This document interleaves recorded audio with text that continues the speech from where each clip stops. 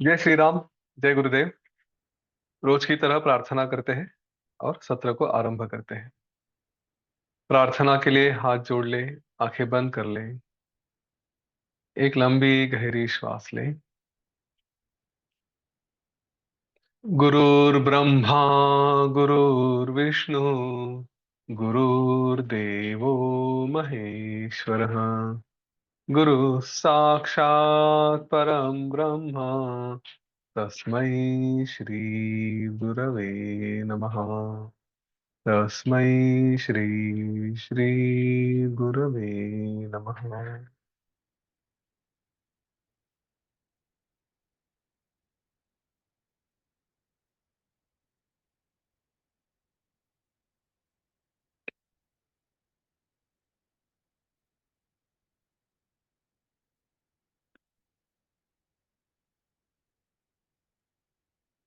धीरे धीरे अपनी आंखें खोल दें।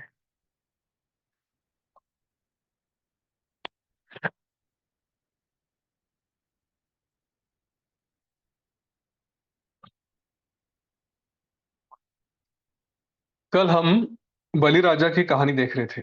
योग वासिष्ठ के आज के इस 53वें सत्र में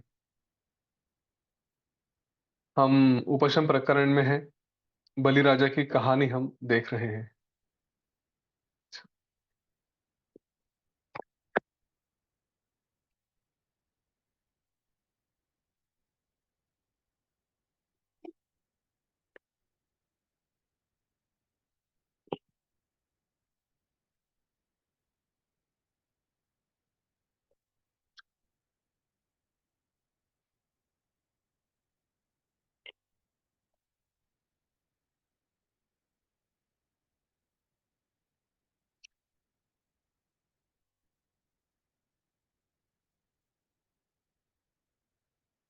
चार्जिंग भूल गया।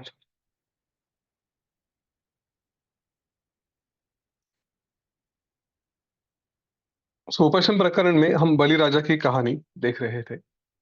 उसमें हमने देखा बलिराजा अपने सुखों के बारे में, भोगों के बारे में विचार करते करते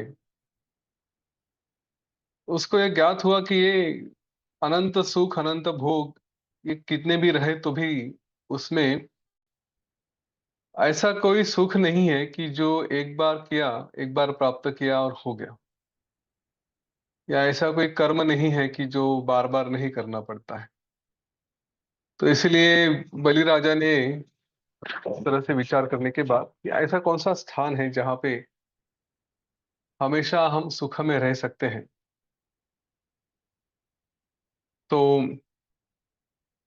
उसे अचानक अपने पिता से, जो विरोचन, उनसे जो बात की थी वो याद आ गई। और विरोचन ने बलिराजा को मोक्ष का स्थान, मतलब मोक्ष नाम का राजा और उसका मंत्री जो मन है, इसके बारे में कहानी बताई। और यह भी बताया कि अगर मन को जीता तो मोक्ष प्राप्त होता है, मोक्ष को जीता तो मोक्ष प्राप्त किया तो मंत्री मिलता है। अगर मन को नहीं जीत पाए तो मोक्ष नहीं मिलेगा या आत्मज्ञान नहीं मिलेगा। और आत्मज्ञान अगर नहीं प्राप्त कर सकते तो मन को नहीं जीत सकते। तो इस श्रृंखला को कैसे तोड़ा जाए, तो इसमें दोनों के लिए एक ही साथ प्रयत्न करें। तो प्रयत्न कैसे हो, तो मन ये विषय में फंसते जाता है, तो मन को तुरंत अचानक से विषयों से दूर करने का या तोड़ने का प्रयत्न ना करें। उसके लिए विषय थोड़े थोड़े चखाते रहे मन को, लेकिन साथ में आत्मज्ञान का भी अभ्यास हो। आत्मज्ञान का अभ्यास जब चलता रहेगा तब ऑटोमेटिकली मन को विषयों से दूर हम ले जा सकते हैं। तो विषयों में जो रस है वो धीरे धीरे कम होते जाएगा, ज्ञान बढ़ते जाएगा। और इस तरह से हम ज्ञान में आगे बढ़ेंगे। इस तरह से मन के ऊपर विजय प्राप्त की जा सकती है। उसमें यह भी बताया कि जीवन का क्रम कैसा हो, हम जीवन में अपना समय कैसे बिताएं। तो शुरू में आधा दिन ये अपने रोज के व्यवहार के लिए, उसके लिए लगाएं। बाकी का आधा दिन है, उसमें से एक भाग गुरु सेवा, दूसरा भाग शास्त्र श्रवण इसके लिए लगाएं।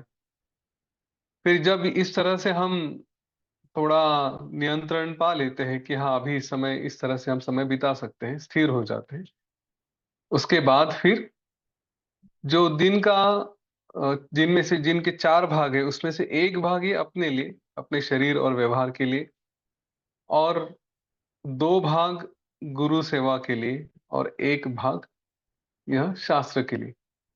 और फिर जब इस पे भी विजय प्राप्त कर लेते हैं तो दो भाग गुरु सेवा, दो भाग शास्त्र श्रवण, अभ्यास, उसके बाद श्रवण मनन इनके ऊपर लगाए। योग्य मार्ग से, जैसा देश, जैसा वहां का आचार, जो वहां पे करना पड़ता है उस मार्ग से पैसे भी कमाए, और उन पैसों के द्वारा ज्यादा से ज्यादा भोगों में पैसा डालने के बदले गुरु कार्य में अपना पैसा लगाए, कि जिससे हम सत्संग में रह सकते हैं, जिससे हमसे अच्छे कार्य हो सकते हैं। तो इसीलिए मैं कल बता रहा था कि पैसा जरूर कमाए, बहुत ज्यादा कमाए, अच्छे से कमाए, उसके प्रति कोई घृणा मत रखे, लेकिन उसका उपयोग उचित कार्यों में, सही कार्यों में करें। अपना उद्देश्य ही यही होना चाहिए कि हम जो धन कमाना चाहते हैं, पैसा कमाना चाहते हैं, वो अच्छे कार्य के लिए है, और उस उद्देश्य से फिर आगे बढ़े। अब इस तरह का विचार और इस तरह की बात सुनने के बाद बलि ने विचार किया कि देखो मेरे पिताश्री ने तो मुझे सब ये अच्छा ज्ञान दे दिया, तो जो मुझे स्मरण हुआ। फिर बलि राजा विचार करने लगा कि ये जो मैं बार बार बार बार सब उसी से जा रहा हूं, उसमें कोई अर्थ नहीं है। और उसमें फिर मन में प्रश्न आया कि अभी ये जो भी चल रहा है, इससे अगर बाहर निकलना है, वो शाश्वत स्थान पे मुझे जाना है, तो क्या करना पड़ेगा।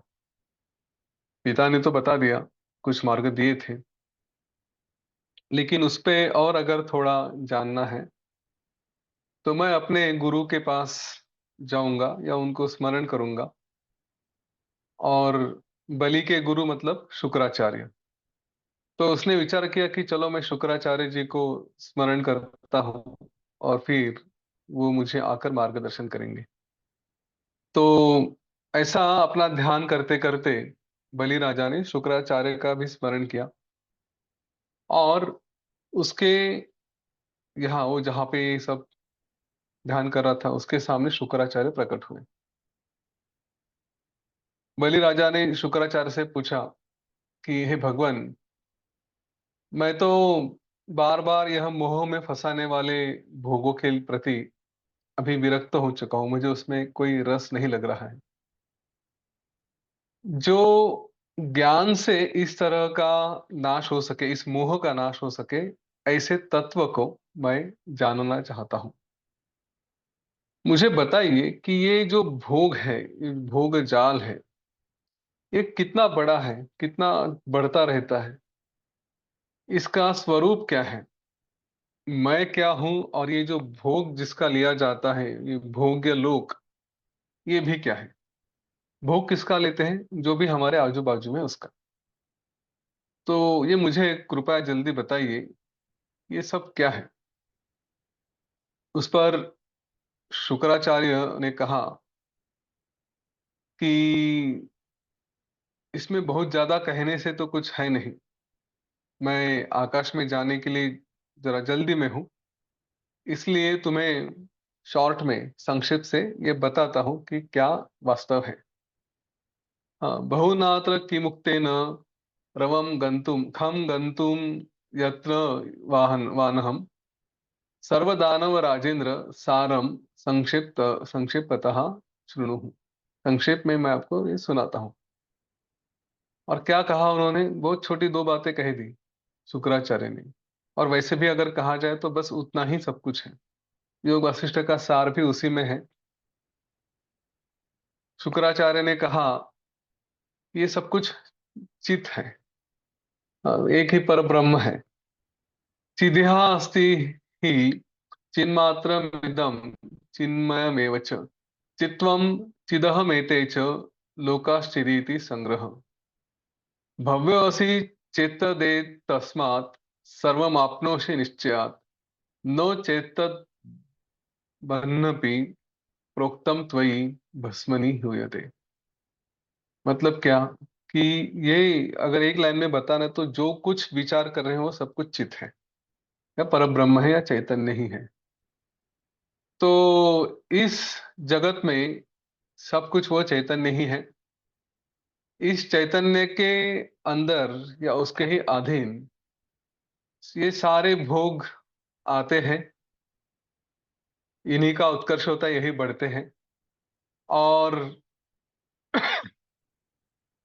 इसी के अंदर ज्ञान होने के बाद सबका नाश भी होता है। हाँ, ये सब कुछ चिन्मय ही है। और इसीलिए हमारे अलग अलग शास्त्रों में ऐसे तत्वमसि, अहम ब्रह्मास्मि, एष ब्रह्म एष इंद्रः, ना नान्यो अतो अस्ति दृष्टा, अनेक श्रुतियों में जो भी कुछ बताया गया है तो उसमें केवल क्या है, सब कुछ चिन्ह मात्र ही है। जो भी भोगने की बात है वो सब कुछ चिन्ह मात्र है। तो ये सब लोग, ये भी चित ही है, ये भी सब चैतन्य ही है। और ये जो तुम्हें बताया जा रहा है उसका संक्षेप में इतना ही ये सिद्धांत है, सब कुछ परब्रह्म है। यदि तुम श्रद्धालु हो, विवेकी हो, तो ये सब निश्चय कर लो कि ये सब कुछ परब्रह्म है और इस निश्चय से तुम्हें सब कुछ मिल सकता है। लेकिन इस बात पे श्रद्धा नहीं रही और अगर तुम विवेकी नहीं हो तो तुम्हें कितनी भी बातें बताई गई, तुमसे बहुत कुछ कहा भी गया, तो भी जैसे राख है और उसमें हम हवन डालते हैं। हाँ, हवन कहाँ करते हैं हम, वो अग्नि में किया जाता है, लेकिन सब बुझ चुका है, केवल राख बची है, तो उसमें कुछ डालने से कुछ होता नहीं। तो बस वैसे ही है, कितना भी बताया जाए वो उस राख में हवन करने जैसा ही है। चित चैत्य कलना बंध तन मुक्तिर, चित चैत्य कलना बंध तन मुक्ति ही मुक्तिरुच्यते, चिदच्चैत्या अखिलात्मेति सर्व सिद्धांत संग्रह। तो ये चित से जो सब निर्माण होता है उसमें फंसना, वो बंध, और उससे मुक्ति मतलब सब उसको मुक्ति कहेंगे। तो चित में जो चेतना है, चेतना के कारण जो निर्माण हो रहा है उसमें फंसना यानी बंध है। एनम निश्चय आदाय विलोकयसि हेल, इसको ठीक से देखो, ये निश्चय करके स्वयमेवा आत्मना आत्मानम अनंतम पदम आपस्यसि। इस तरह से अगर विचार किया जाए तो फिर तुम्हें वो परम पद मिल सकता है। हाँ, कि जो चित्त की चेत्याकार कल्पना कि मैं कुछ हूं, ये जो कल्पना है यही बंध है, और उससे मुक्ति मतलब मोक्ष कहता है। जो चेतना से रहित है वही पूर्ण आत्मा है। इस तरह सा निश्चय करके अगर तुमने उसमें स्थिर हो गए तो आत्मा का तुम्हें दर्शन हो सकेगा और उसके बाद फिर तुम अनंत पद को प्राप्त हो जाओगे। मुझे तो देवलोक में जाना है, सप्तर्षि मुझे मिले थे, वहां पर किसी देव कार्य से मुझे जाना है, इसलिए मैं अभी चलता हूं, मैं बड़ा जल्दी में हूं, ऐसा शुक्राचार्य ने कहा। और उसके बाद अगर मन में प्रश्न आता है कि आप तो मुक्त है, शुक्राचार्य हैं, तो आपको ये सब इधर उधर जाने की क्या आवश्यकता है, अगर आप वहां पे नहीं भी गए तो क्या फर्क पड़ता है। तो वो भाप कर क्या रहे, हाँ, इसके मन में ऐसा प्रश्न आ सकता है। इसका अंदाज लेकर शुक्राचार्य ने कहा, राजन, यावदयं देह तावन् मुक्त धियामपि यथा प्राप्त क्रिया त्यागो रोचते न स्वभावतः। जब तक यह शरीर है तब तक मुक्त लोग भी रहें तो भी उन्हें शरीर के लिए जो भी कार्य है वो करना पड़ता है। उसका जो स्वभाव है उसको त्याग, वो क्रिया का त्याग, ये अच्छा नहीं लगता। और इस तरह से फिर बलि ने फिर से अपने आप से, वो शुक्राचार्य चले जाने के बाद बलि ने फिर से विचार आरंभ किया, और उसका विचार काफी देर तक चलता रहा। फिर किसी समय वहां पे बलि के जो दानव थे, मंत्री थे, वे सब आ गए, उसके भाई वगैरह जो थे। और उन्होंने देखा कि ये तो काफी समय से ध्यान में है, तो उन्हें थोड़ा भय लगने लगा। किसी को कुतूहल हुआ, किसी को और कुछ आश्चर्य हुआ कि ये क्या चल रहा है। तो ऐसे अलग अलग भावनाएं थी, और वहां पे अलग अलग जगह से सिद्ध भी आए थे। तो इन सभी ने बलि को पहले प्रणाम किया, और फिर कभी गंभीर, कोई प्रसन्न, ऐसे अलग अलग उनकी भावनाएं हुई। फिर क्या किया जाए इसका विचार उन्होंने किया, और तब उन्हें लगा कि चलो फिर से हम शुक्राचार्य को याद करते हैं, क्योंकि वो हमारे दैत्यों के गुरु हैं, राक्षसों के गुरु हैं। तो उनको स्मरण किया जाए, और फिर वो जो बताएंगे वो करेंगे। तो इस तरह से उन्होंने जब मन में विचार किया, तो शुक्राचार्य जी जहाँ पे ध्यान में बैठे थे, उन्होंने इस दानवराज बलि को देखा, और फिर उन्होंने सब समझा कि क्या हो रहा है। और उसके बाद उनके ध्यान में आया कि ये बलि अभी संसार के भ्रम से दूर हो चुका है, इसके मन में संसार के बारे में, इस जगत के बारे में अभी कोई भावना नहीं है। तो वो वहां पे राक्षसों के यहाँ आए, और उन्होंने हंसते हुए उन सभी लोगों से कहा कि हे दैत्य लोगों, ये बलि तो सिद्ध हो चुका है, ऐसा है ऐश्वर्यशाली बलि।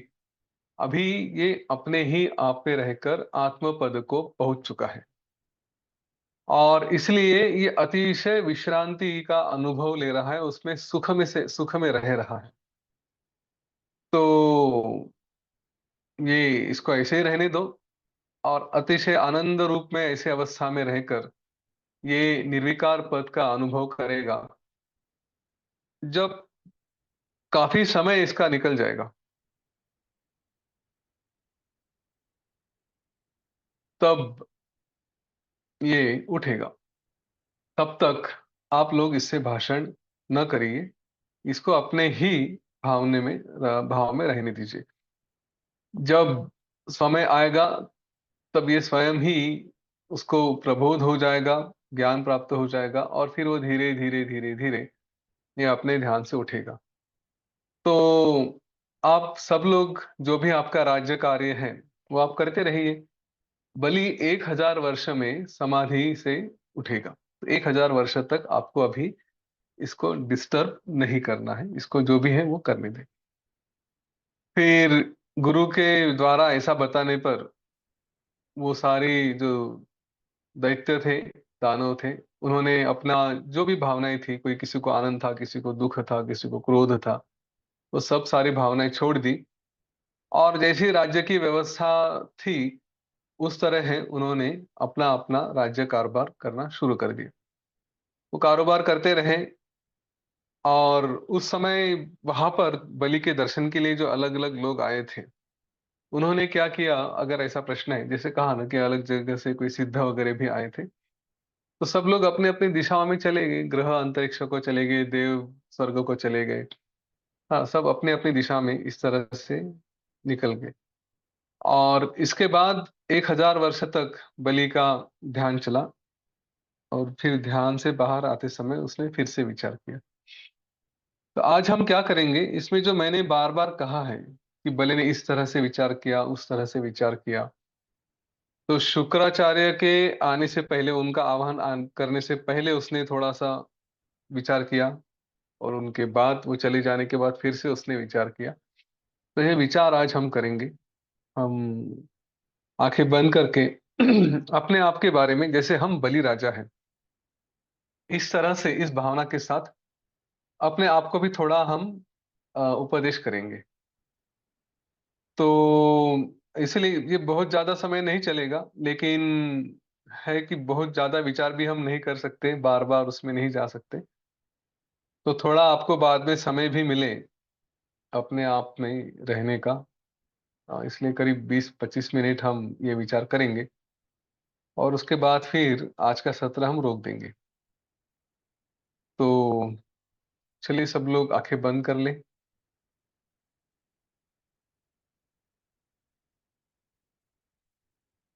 आंखें बंद करें।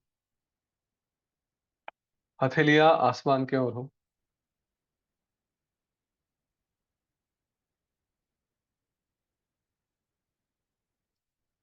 पीठ सीधी हो, गर्दन सीधी हो।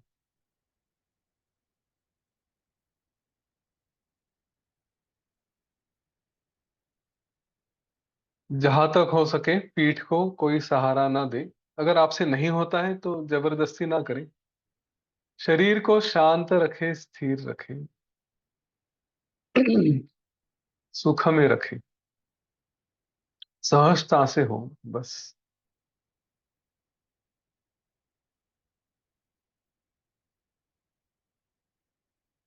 एक साधारण श्वास लें और छोड़ दें।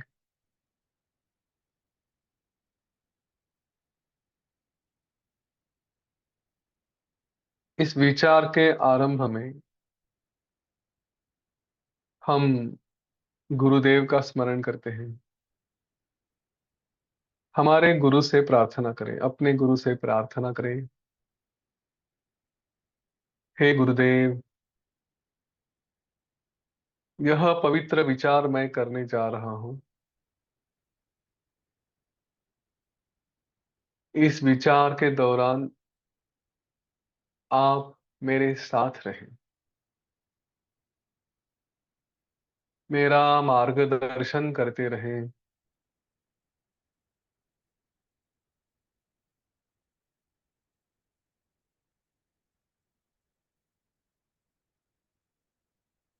मेरा आपको प्रणाम है। ओम गुरवे नमः।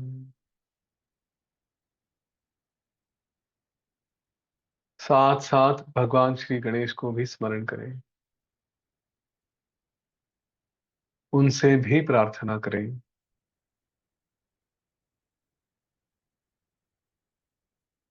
हमें अच्छी बुद्धि दें और यह विचार प्रक्रिया निर्विघ्नता पूर्वक पार पड़े।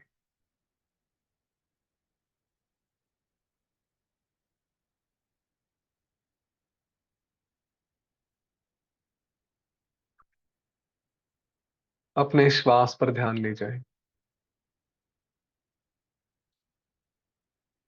जैसे भी श्वास चल रही है,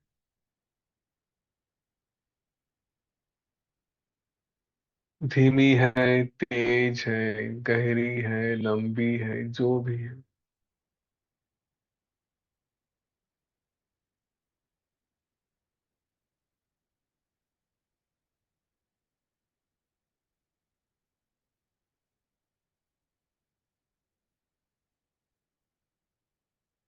श्वास को केवल देखते रहें।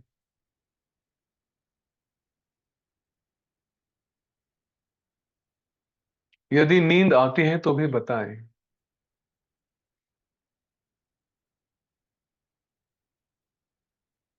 बस श्वास को मुझे देखना है।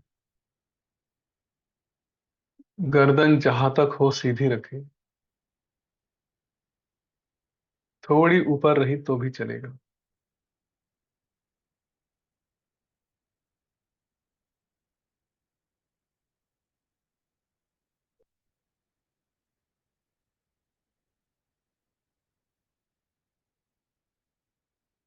अपने श्वास के साथ रहें।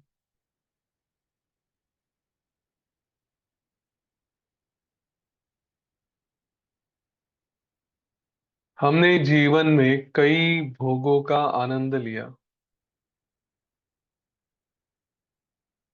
कई सारे सुखों का अनुभव किया।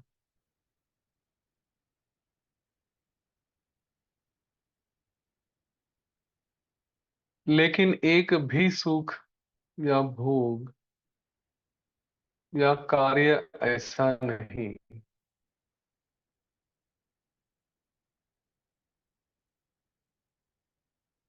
जो हो जाने के बाद हम शांति से बैठ सके।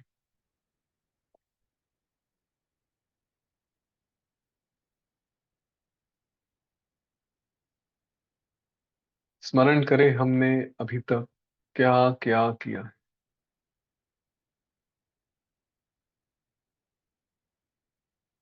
और क्या आज पूर्ण तरह से शांत हो सकते हैं।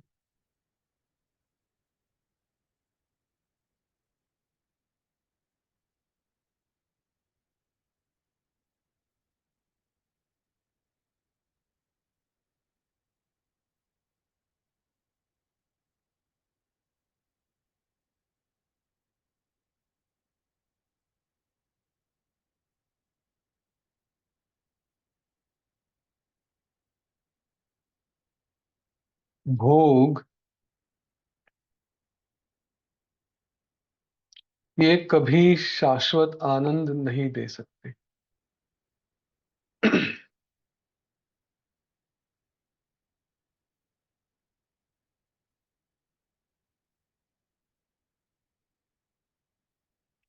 मैं तो आनंद के लिए ही जन्मा हूं।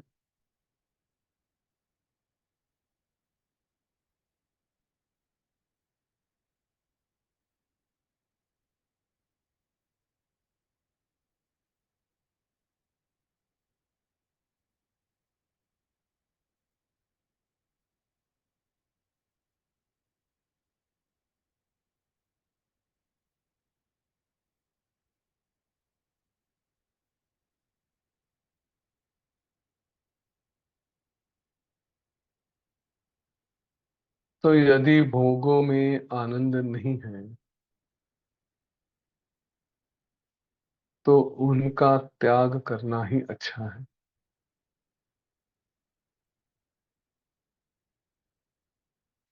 इसलिए मुझ में सारे भोगों के प्रति विरक्ति आ गई है।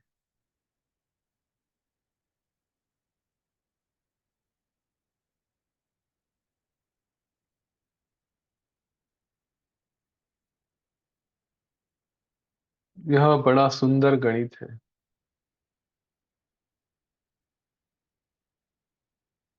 जिनमें मैं आनंद की अपेक्षा करता हूं, उन सभी को यदि मैंने छोड़ दिया, तो मुझ में असीम आनंद आ जाता है।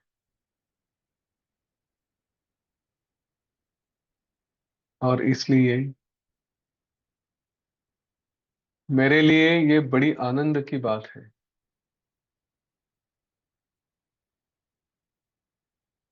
कि मैं एकदम निर्मल, शीतल, ऐसे शांति का अनुभव कर रहा हूं।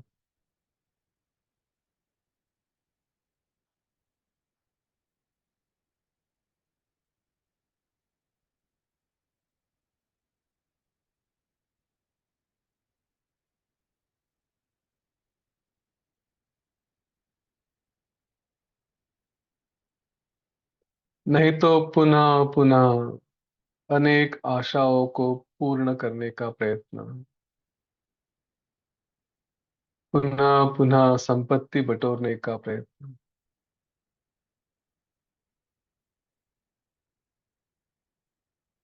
पुनः पुनः प्रियजनों की प्रार्थना,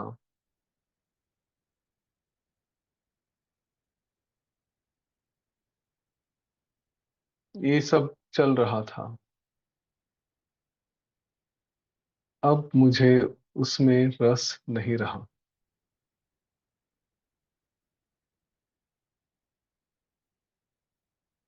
अब मैं ऐसे स्थान में हूं जो अतिशय शीतल शांत है। आहा हा, अतिशय सुख है यहाँ पर।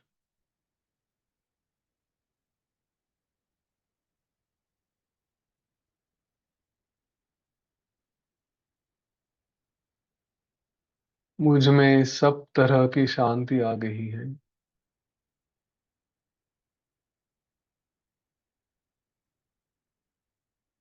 किसी भी बात का कोई संताप नहीं, किसी में कोई आकर्षण नहीं। मेरा अंतःकरण आनंद से भर गया है।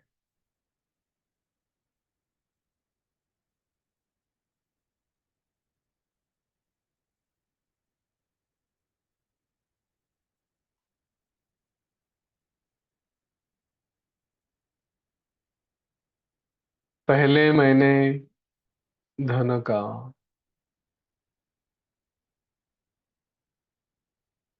पति या पत्नी का, और कई बातों का भोग लेने का प्रयत्न किया, पर वो तो सब अज्ञान ही था, अज्ञान का खेल था।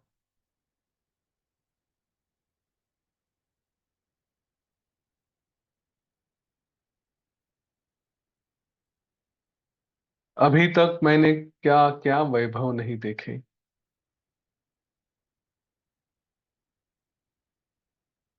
कहाँ कहाँ पर अधिकार जमाया,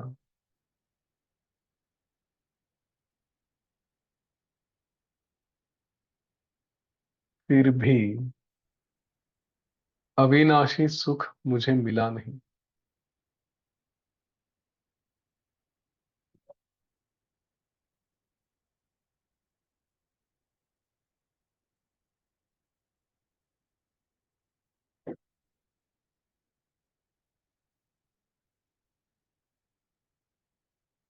मेरे जैसे अनेकों का यही हाल रहा होगा। सब प्राप्त होकर भी सब नष्ट हो गए।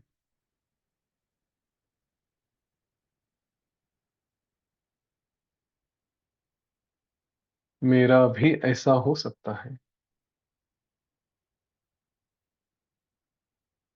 तो ऐसे वैभव में क्या अर्थ है?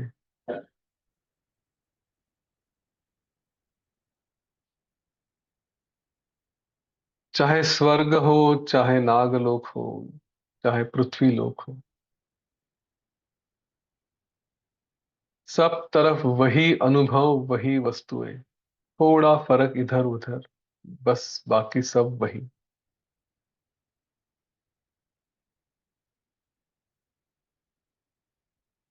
उसमें कुछ नया है ही नहीं।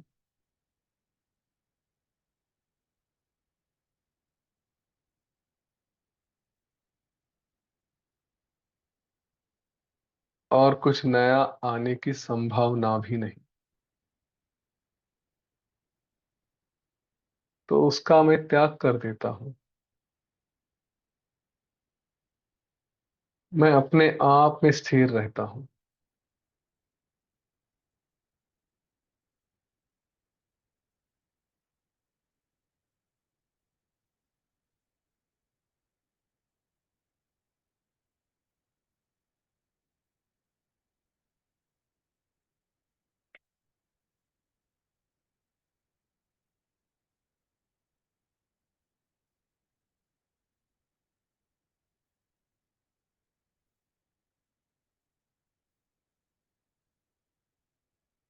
इतने समय तक मैं अज्ञान से ही झूठी बातों में सुख देखता रहा।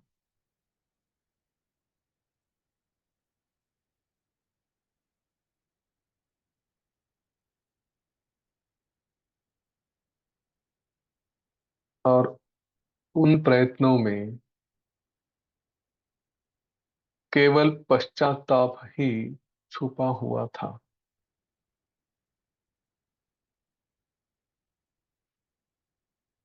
थोड़ा कुछ मिला तो मिला, बाद में तो पछतावा ही था।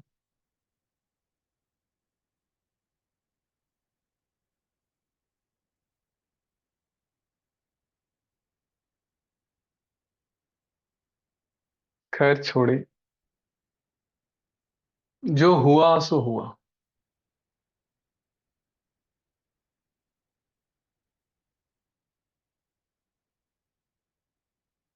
उस पे विचार करके, चिंता करके अब क्या साध्य होगा?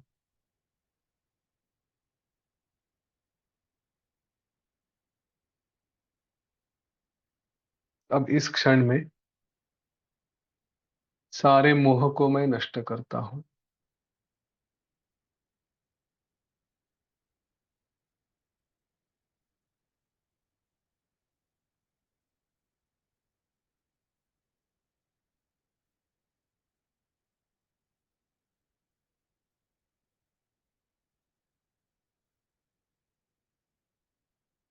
जैसे मेरे गुरु ने बताया, ये सब कुछ केवल चित ही है, परमात्मा ही है। ये तीनों जगत भी चित है, दिशाएं भी चित है, मैं भी चित हूँ, सारी क्रियाएं भी चित है, परमात्मा है। उसके सिवा यहाँ पर कहीं भी कुछ भी नहीं।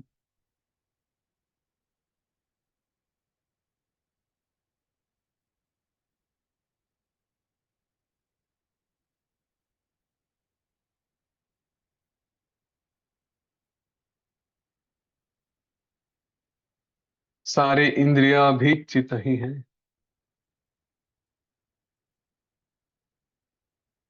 मन भी चित है, मन की अभिलाषा भी चित है। यहाँ तक कि ये जो शब्द है यह भी चित ही है।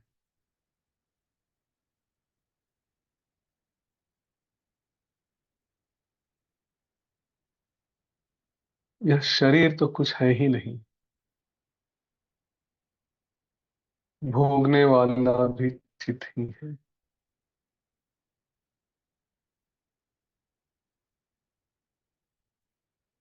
तो इस शरीर का भी क्या अभिमान करना?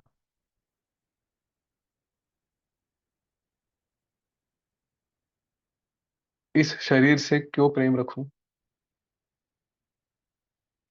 मैं तो चित रूप ही हूँ, सब जगह ही मैं हूँ।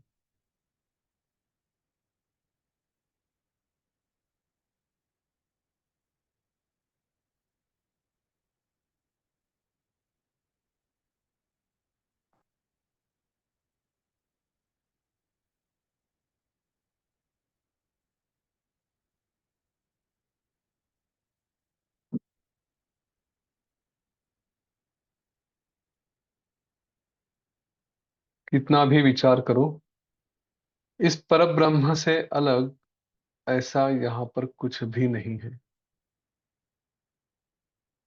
मैं इस तरह से चेतन रूप हूँ। मुझ में ना किसी बात का द्वेष है, न किसी के लिए अनुराग है, ना मेरा मन है, ना ही मन की वृत्तियां हैं। जब मैं शुद्ध हूँ तो इसमें और क्या हो सकता है?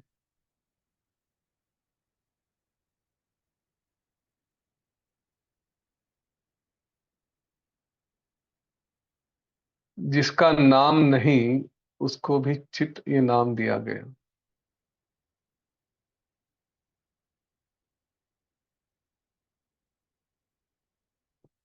बस व्यवहार के लिए, वरना जो हूँ उसका तो कोई नाम भी नहीं।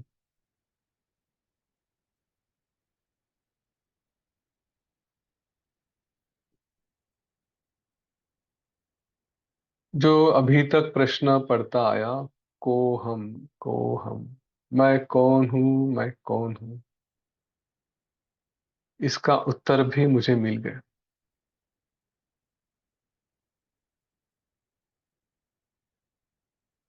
जो दृश्य दर्शन से रहित है,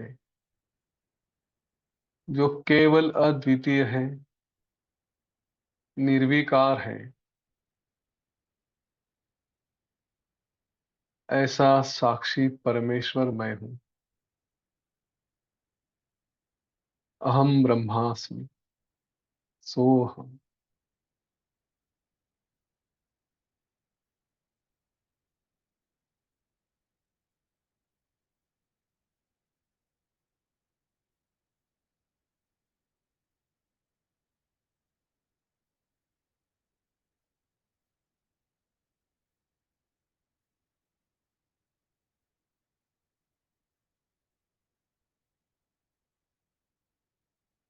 उस ब्रह्म को, उस पर ब्रह्म को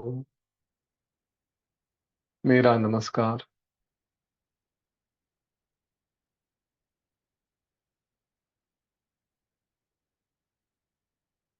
मेरे ही आत्मा ने जो स्वयं परमेश्वर है, जो अभी तक मैं अपने आप को परमेश्वर से अलग समझता था, उस समझने पर, उस भाव पर मैंने विजय प्राप्त कर ली।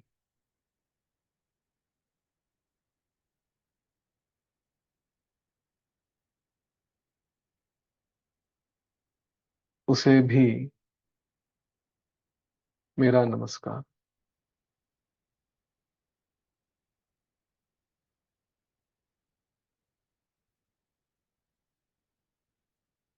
अब मैं सच्चित आनंद रूप हूँ।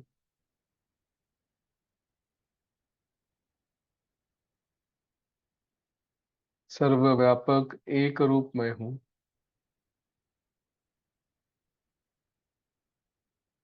मैं आकाश के समान अनंत हूँ और अणु से भी अणु हूँ।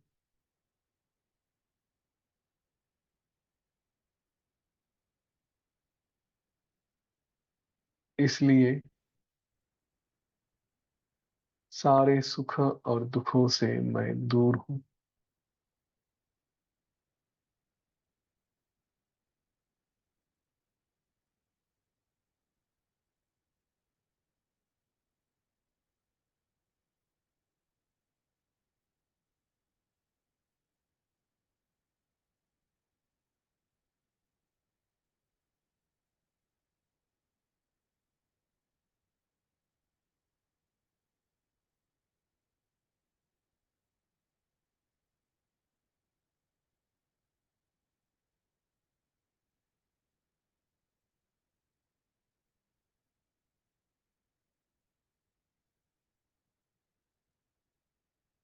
पहले भी मैं सब कुछ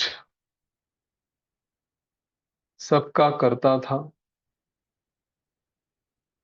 अब भी मैं वही हूँ, बस जानता नहीं था। वैसे तो नया कुछ भी हुआ नहीं है।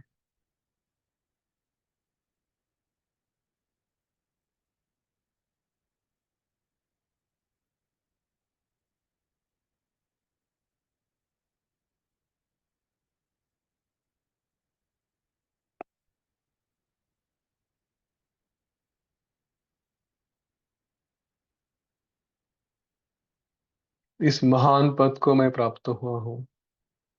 सारे संकल्प विकल्प मेरे शांत हुए हैं। पूर्ण तरह से मैं शांत हूँ। उस ओंकार स्वरूप में मैं हूँ।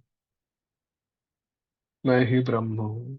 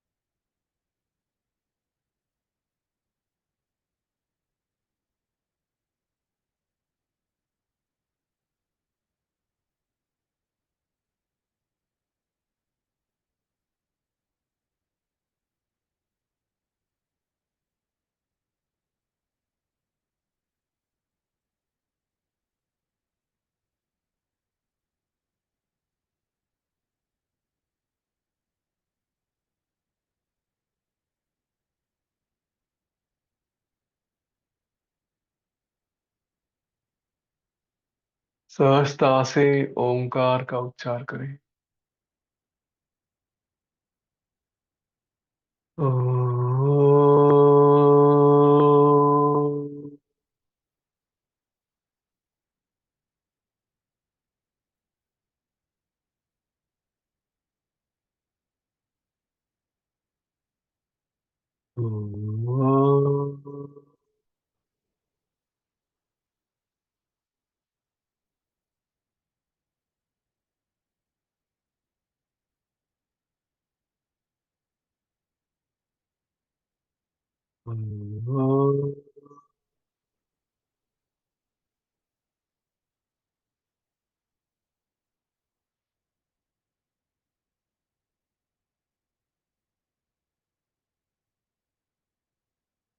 बस यही मेरा स्वरूप है।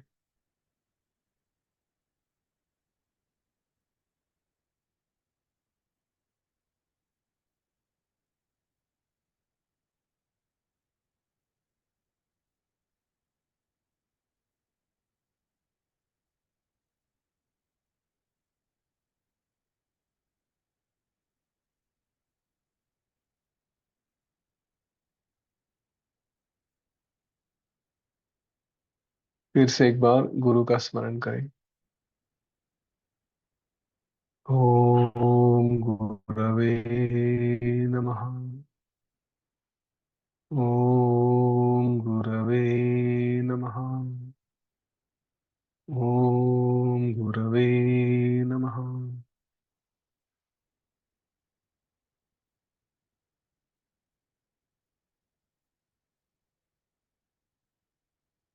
एक साधारण श्वास लें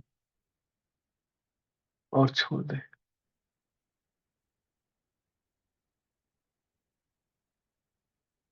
और एक साधारण श्वास लें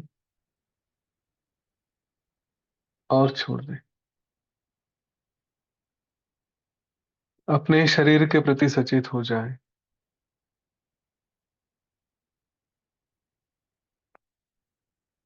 वातावरण के प्रति सचेत हो जाएं।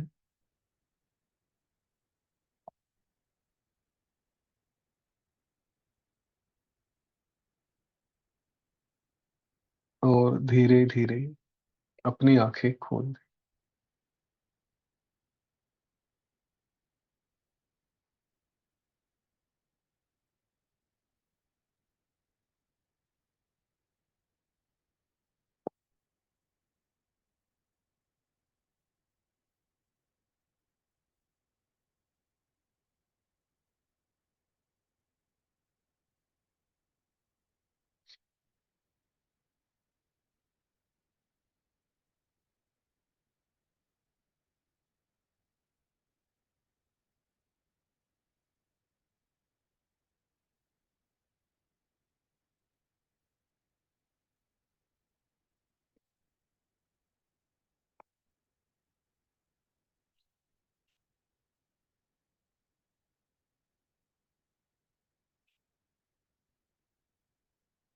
बलि राजा का ये ध्यान, और जैसे पहले बताया गया था, ये सारा विचार हमने देखा। फिर राक्षस आए, दैत्य आए, और सब वो शुक्राचार्य जी ने उनको उपदेश किया, और 1000 साल के बाद, 1000 वर्षों के बाद फिर बलि राजा उठे। अब उठने के बाद भी उनकी इच्छा नहीं हुई क्या करे क्या नहीं, क्योंकि इतना आनंद मिलने के बाद कौन चाहेगा ना ये सब छोड़ के फिर से वही रोज की जिंदगी में चले जाए। लेकिन शरीर है, व्यवहार करना पड़ेगा। तो उसके लिए फिर से बलि राजा ने कुछ विचार किया, वो हम कल देखेंगे। आपको यदि कुछ कहना है, कुछ व्यक्त होना है, तो आप जरूर हो सकते हैं। सहसा एक ध्यान के दौरान, अगर आपने नोट किया होगा, तो हम लोग गुरु का स्मरण करते हैं। कोई भी ध्यान करें, विशेषतः इस तरह का हो, तो उसमें गुरु का स्मरण आवश्यक है। और वो इसलिए है कि ध्यान में कभी कभी हम भाग्यशाली रहे तो हम ऐसे अवस्था में पहुंच सकते हैं कि जो अपने शरीर की धारणा को छोड़ के कहीं और हो जाए। और ऐसा कहा गया है कि अगर उस अवस्था में गए तो हम वहीं पे फंसे रह सकते हैं,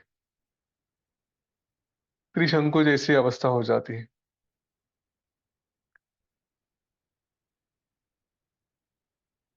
तो उसके लिए गुरु चाहिए। कुछ कुछ लोगों के साथ ऐसा हुआ है, बिना गुरु के ऐसे ही बस चले गए और फिर उधर ही लटक गए। वो इस दुनिया के नहीं रहे फिर, मतलब शरीर तो चालू रहा लेकिन मन कहीं और फंस गया था। तो इसलिए हमेशा गुरु को ध्यान में रखें। अगर आपने गुरु मंत्र लिया नहीं है तो मुझे बता सकते हो, मैं प्रबंध कर दूंगा कि कोई आर्ट ऑफ लिविंग में हमारे समाधि का कोर्स होता है, तो आपके लिए अरेंज कर लेंगे। उसमें आप, ऑनलाइन भी होता है, उसमें आपके लिए गुरु मंत्र का प्रबंध हो सकेगा। वो अच्छा रहेगा। ठीक है। हाँ, अच्छा लगता है, क्या विचार किया यही स्मरण नहीं हो रहा है। कोई बात नहीं। ये जो अभी है ना, ये एक बात ध्यान में रखें, हम कुछ सीखते या कुछ होता है ना तो वो तुरंत फिर से याद नहीं होता।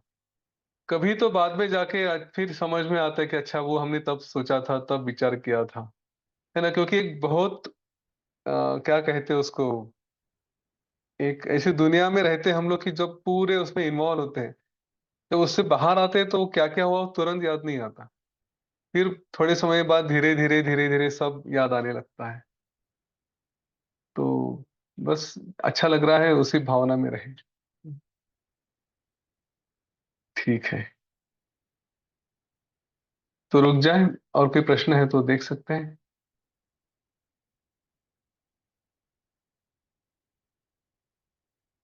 हाँ उदय जी। आपने जब ये किताब लिखी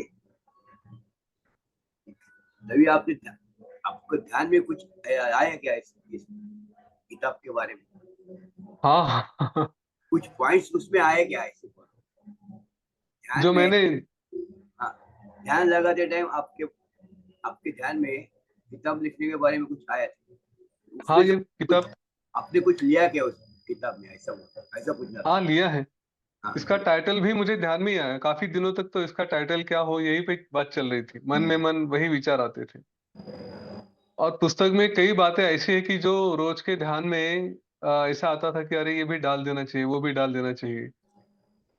तो फिर उसको ध्यान से बाहर आने के बाद फिर से उस पर विचार करके ये पुस्तक में बातें लिखी गई। और एक बात यह भी है, अ, पुस्तक लिखते समय भी जहां तक हो सके पूरे शांति से बैठ के करता था। उस समय भी अपना भाव नहीं रहता था। एक जिस, मतलब ऐसी बातों में ना हम वो जो मैं हूं वो छोड़ देना पड़ता है। वो केवल गुरु की कृपा है तो है, तो चल जाता था। मुझे अभी पता नहीं, रमाता ही बता सकती है दोपहर के सेशन के अनुभव कैसे हैं, लोग पढ़ रहे हैं तो पुस्तक अच्छी लग रही है, नहीं लग रही है, बोर हो रहा है, इंटरेस्टिंग है, वो बता सकते ये हैं। बहुत ठीक अच्छा है। है। धन्यवाद। ठीक। चलिए, सुनीता ने आपने मुझे देखना पड़ेगा, आपने ऑर्डर दिया है क्या?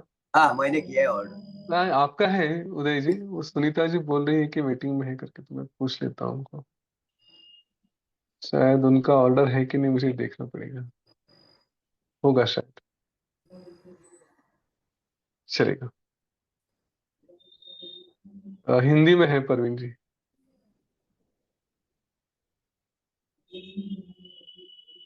अच्छा, ठीक है। चलो हम लोग फिर आज प्रार्थना करते हैं सबके लिए, कल मिलेंगे। हाँ, जिन्होंने ऑर्डर किया है वो फॉर्म भरा होगा तो मुझे पता चल जाता है, अगर नहीं है तो फिर मुझे देखना पड़ता है। ठीक।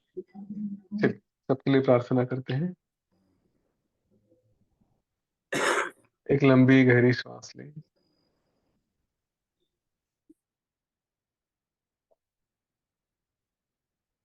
लोका समस्ता सुखिनो भवन्तु।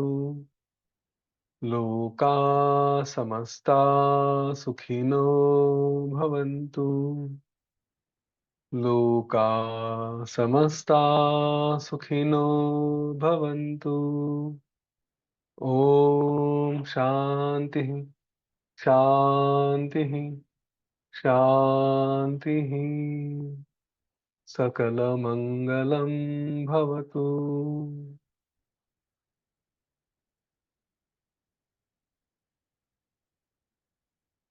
जय गुरुदेव।